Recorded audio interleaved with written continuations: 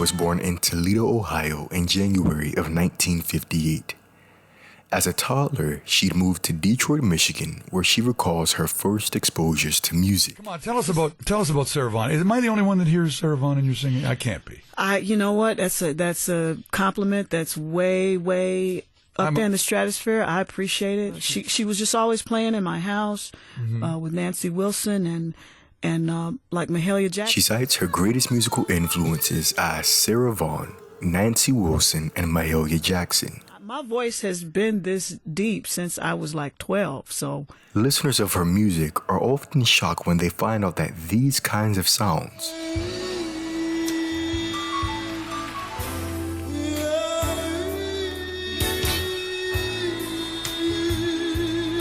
come from a small, petite woman like Baker. She stands just 4 feet 11 inches, which is the average height of a 12-year-old girl. So, taking Anita's words into account, this would imply that she started and finished puberty pretty early and has sounded like this all over now,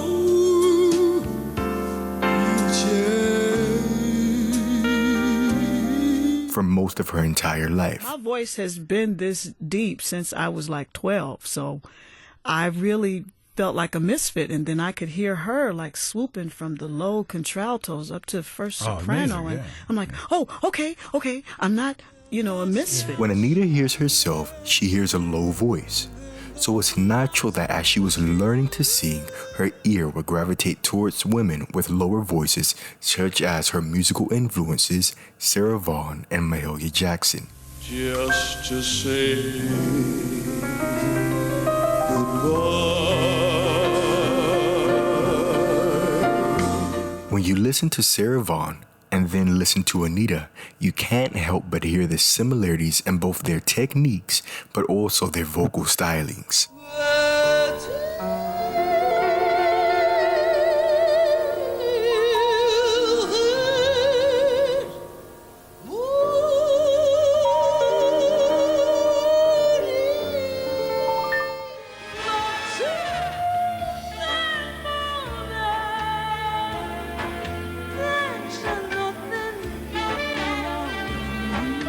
They sound similar because they sing similar.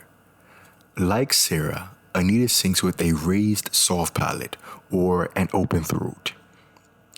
In the mouth, you have the soft palate and the hard palate. Both of these form the roof of the mouth. The soft palate is at the back of the mouth, and the hard palate is the bony part of the mouth closer to the teeth. The main function of the soft palate is to help with speech, swallowing, and breathing. If you want to feel what it's like to raise your soft palate, try yawning. You'll notice that at the beginning of the yawn, the tongue will drop down, and what this does is it causes the soft palate to lift, and it opens up all of that space inside the mouth. So when you watch Anita sing, all you see is the open space inside her mouth. No tongue, just space. Prior to pursuing a solo career, Anita was a member of the funk band Chapter 8.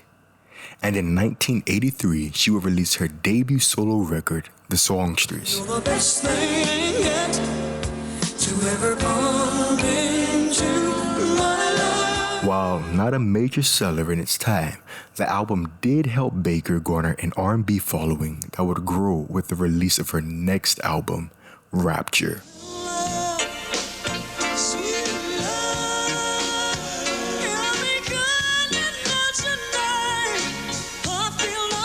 Fueled by its lead single, Sweet Love, Rapture would go on to sell over 8 million copies, earning Baker 2 Grammy Awards and establishing her as one of R&B's greatest vocalists.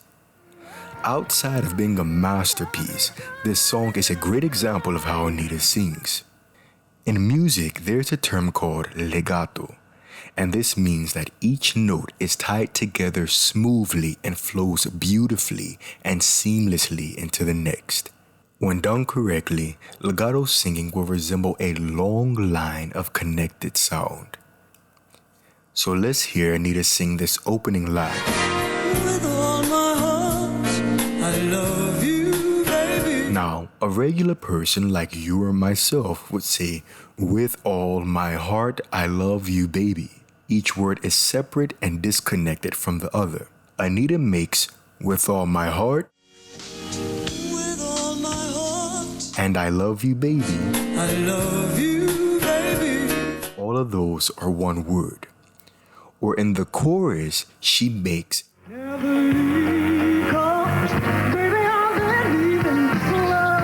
baby, I believe, a single phrase.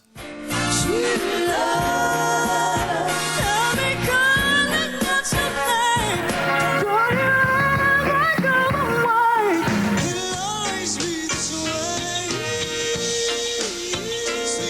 way. Every note, every word, and the phrases were connected to each other with no break. That's legato. The way Anita does this is by placing emphasis on the vowels of the words that she's singing. Sweet baby, sweet. Sweet baby. Vowels are important in speech and in singing because vowels are the part of the word that is able to move. For example, try doing a scale on the A vowel. Ah.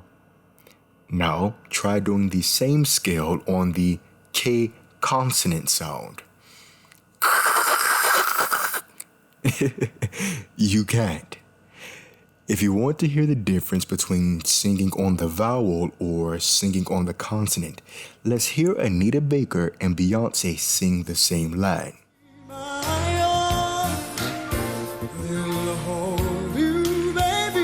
When Anita sings Hold You Baby, you'll notice that the main sound you hear is the O vowel sound.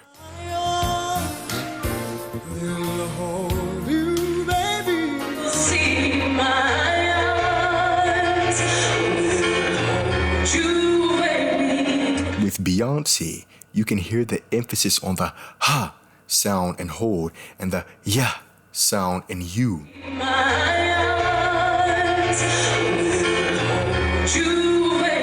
You'll notice that, again, because Anita's singing on the vowels, everything sounds connected and like it's one word.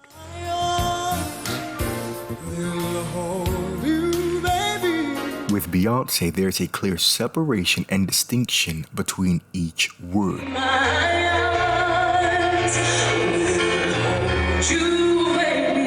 So while she doesn't really sing this line as connected as Anita Baker, as a listener, you are better to able understand what she's saying because she has placed the emphasis on the consonants of the words. Neither is bad or good. It is purely a stylistic choice that is up to the singer. So sweet, so sweet. So when we get to the high note in the bridge, you'll notice she starts the scale on the E vowel sound of sweet. Then at the very top, she modifies the vowel to an open A vowel sound, ah, to get to the top of her voice. Now let's hear this all together.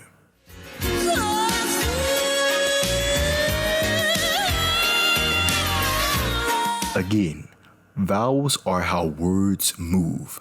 Anita's uses vowels to not only connect and move between words, but to also move between all parts of her range.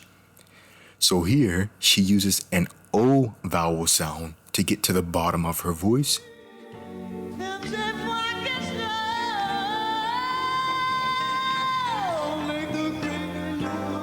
And here, she uses the same O vowel sound to get to the top of her voice.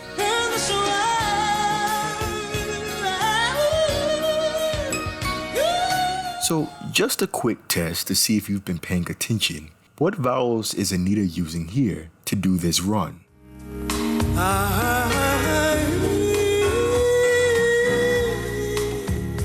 If you said the A and the E vowel sound, then you are correct. This linear or connected musical experience is present throughout all of Anita's music. On her 1994 album, Rhythm of Love, she has a song called Body and Soul.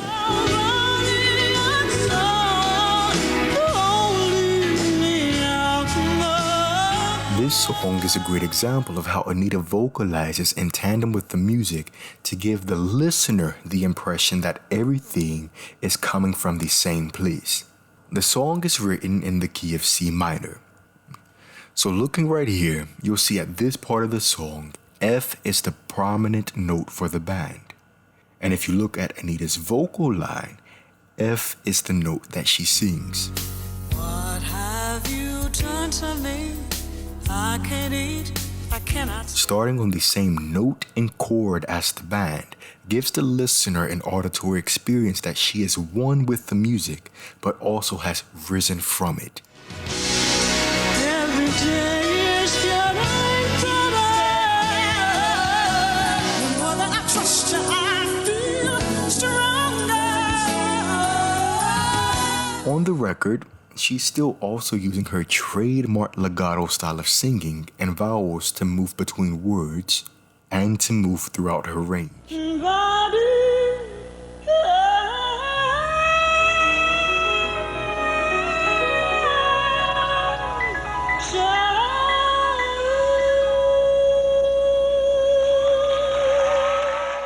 This is how Anita arranges most of her music, and it shows her keen sense of musical intelligence and sophistication.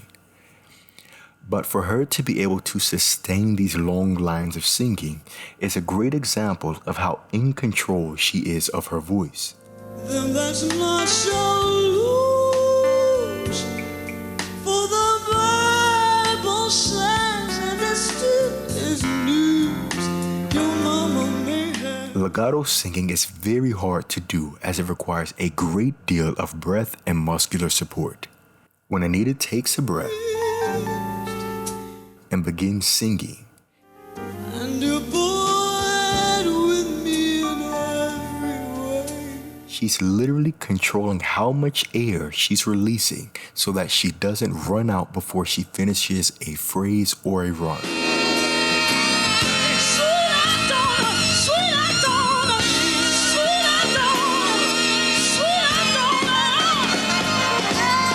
So we've covered how she sings, and we've covered how she arranges her music and her vocals. So I'm pretty sure you guys are probably wondering, well, what kind of voice is Anita? So to figure out her voice type, the first thing to do is to look at her sustained singing range.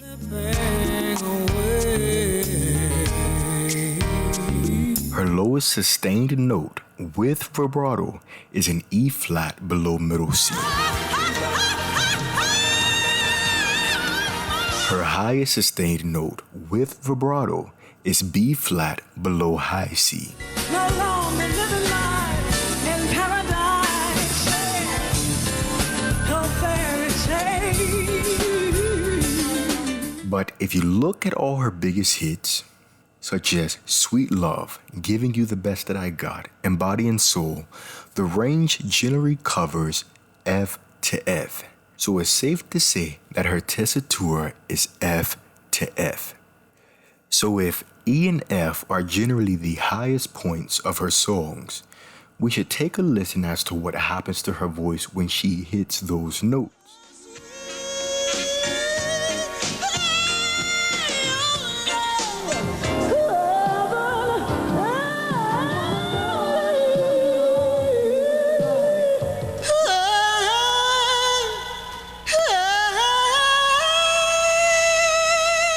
Anita is known for sounding like this throughout most of her range.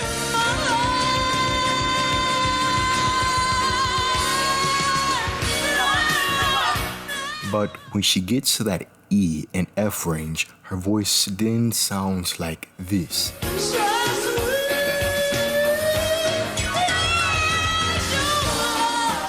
There's a difference in the tone, the texture, and the quality of her voice in this register. Looking at this diagram of the mezzo-soprano voice, E and F is where a mezzo-soprano becomes aware that she is singing high.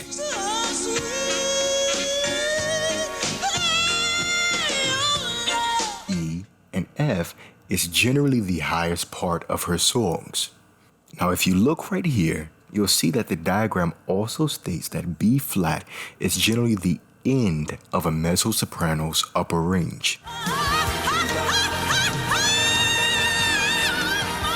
B flat is Anita's highest sustained song note with vibrato.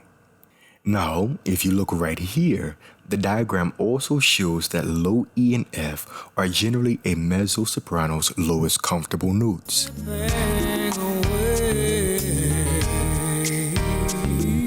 Anita's lowest sustained note with vibrato is an E flat, and majority of her songs have an F written as the lowest point.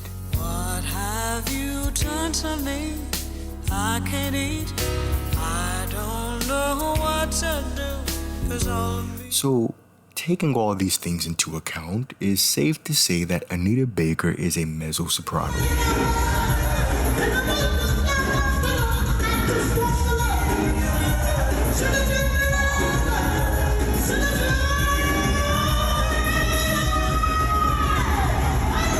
Recently, at the age of 64, Anita Baker made a resurgence to play a string of shows in Las Vegas.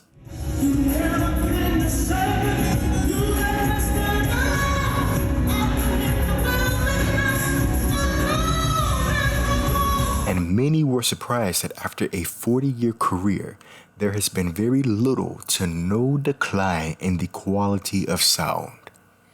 So, a big question is, how is Anita's voice still intact after all of these years?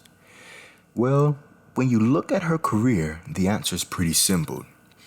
She's been very strategic with her singing. Most of Anita's heavy singing occurred during a brief 7-year period, from 1983 to 1990. In this time period, she released 4 albums and embarked on a tour to support each album. But out of all of these tours, only one was a major tour, and that was the Rapture World Tour, which played over 200 shows. Each tour afterwards would last 27 shows and 50 shows respectively. After the release of her album Compositions in 1990, Baker wouldn't release any new music or sing for nearly 4 years. In 1994, she releases Rhythm of Love. She would support this album with the world tour, but then after completing it, it would take her nearly 10 years to release new music and tour again, and that's when she comes out with 2004's My Everything album.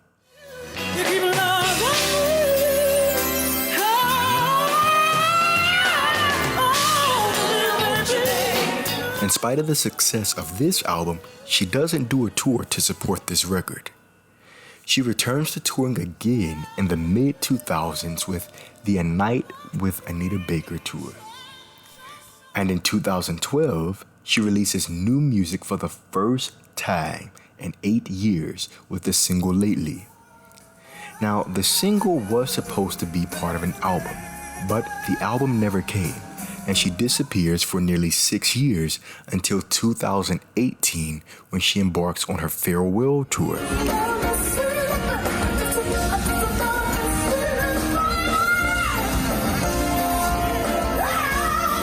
That tour ends in 2019, and Anita does not perform again until this year, 2022.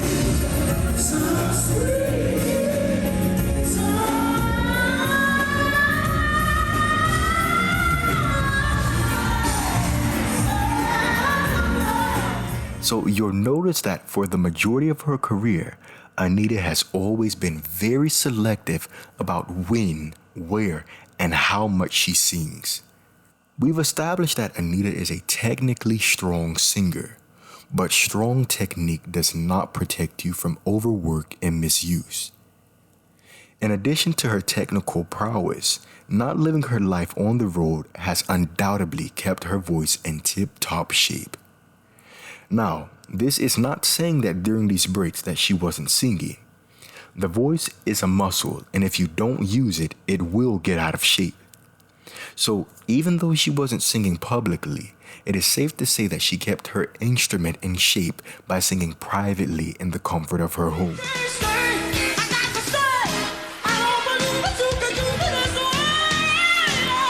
Throughout her career, Anita Baker has been an example of what it means to not only be in control of your voice, but to be in control of your life, career, and legacy. And that is what has made and still makes her so great.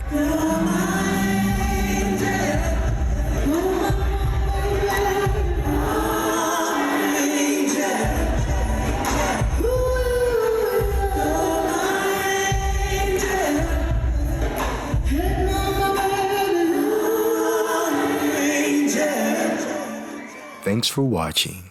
I hope you learned something. And as always, until next time.